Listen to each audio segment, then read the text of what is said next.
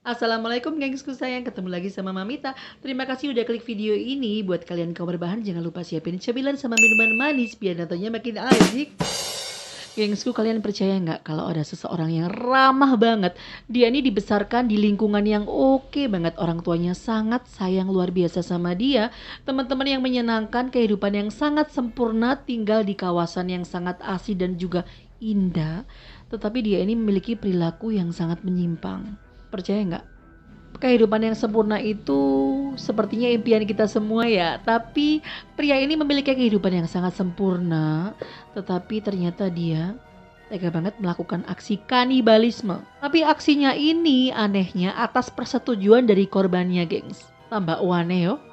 Jadi kisah ini berasal dari Jerman, gengs. Ada laki-laki bernama Armin Meiwes yang suka sekali memakan daging manusia.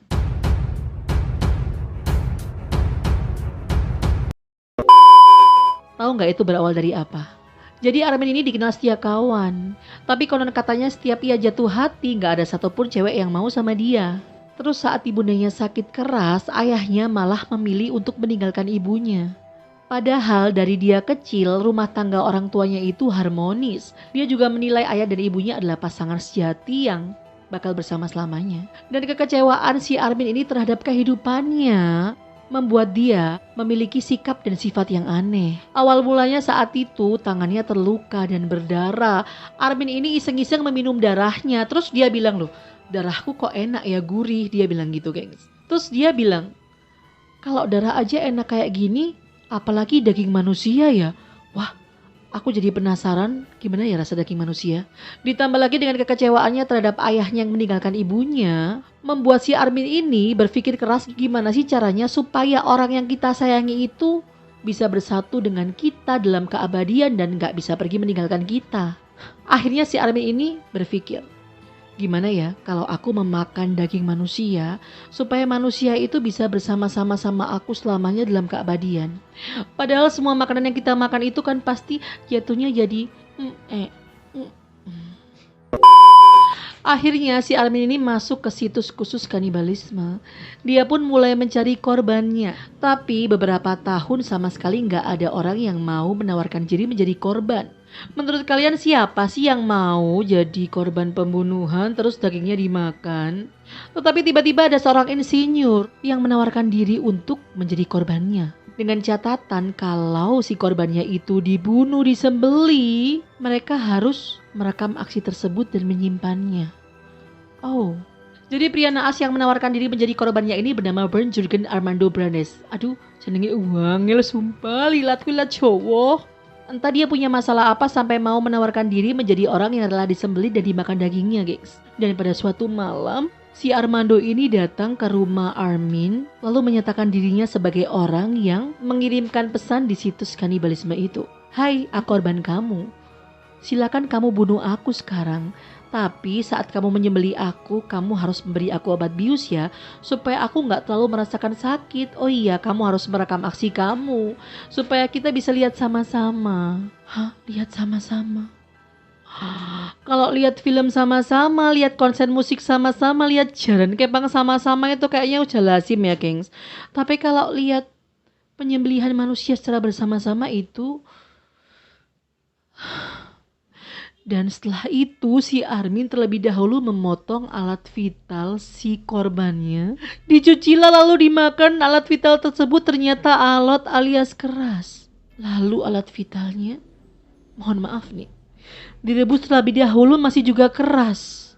Lalu kemudian karena saking masih kerasnya, benda yang gak lazim dipotong. Aduh, gak bayangin sakitnya.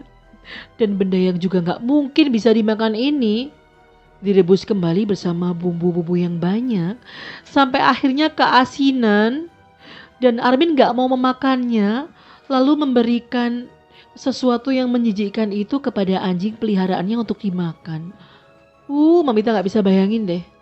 Setelah itu Armin lalu menyembelih tubuh korbannya satu persatu, mulut sampai tenggorokan, memotong kakinya, memotong kepalanya, mencungkil matanya, menggunting kupingnya. Dan akhirnya si Armando ini meninggal. Dan konon katanya hakim aja gak berani melihat video ini sampai habis karena saking ngerinya. Kalian bisa bayangin gak? Mamita lihat orang motong ayam aja ketakutan, apalagi ini motong manusia, gengs. Sulit banget dinalar gak sih? Setelah itu selama beberapa bulan si Armin ini memakan daging tersebut dengan diolah menjadi berbagai masakan. Dijadikan steak, dimakan bersama kentang, dijadikan sup, dijadikan isi roti dan lain-lain. Dan sisa dagingnya ia simpan di freezer boxnya bagian bawah. Untuk mengelabui orang lain, dia mengatakan bahwa itu adalah daging babi. Jadi selama beberapa bulan itu dia memakan kurang lebih 20 kilo daging korbannya. Seperti yang Mamita bilang tadi, dagingnya diolah menjadi berbagai macam masakan. Setelah itu Armin belum puas juga, gengs. Dia masih mencari korbannya lagi dan lagi. Usut punya usut, dia ternyata ketagihan daging manusia. Sebelumnya dia kan mengatakan kalau dia ingin memakan daging manusia supaya manusia itu bisa menemaninya di keabadian atau bisa bersatu dengan jiwanya. Tetapi ternyata itu dia suka banget sama daging manusia. Dan akhirnya petualangan si Jagal ini berakhir setelah seorang mahasiswa melaporkannya karena resah dengan cuitannya di situs kanibalisme yang mencari korban untuk dimakan. Dan kebetulan saat itu keluarga dari Mas Armando itu sedang mencari Mas Armando yang udah hilang. Entah kemana hilangnya. Akhirnya puluhan polisi menggeledah rumah Mas Armin ini dan menemukan sebuah daging mencurigakan di bawah freezer box-nya. Saat ditanya sama polisi wanita, ini daging apa pak? Si Armin ini mengatakan, itu daging babi. Hanya daging biasa. Saya memang sengaja menyimpannya karena saya suka daging. Lalu sang polisi wanita berkata, Pak, Anda jangan bohong, saya ini walaupun polisi juga ibu rumah tangga. Saya bisa membedakan daging hewan dan daging manusia, Pak. Daging yang Anda simpan ini nggak lazim, Pak. Ayo, lebih baik sekarang Anda jujur ini daging apa? Lalu akhirnya si Armin pun mau nggak mau mengakui semua perbuatannya.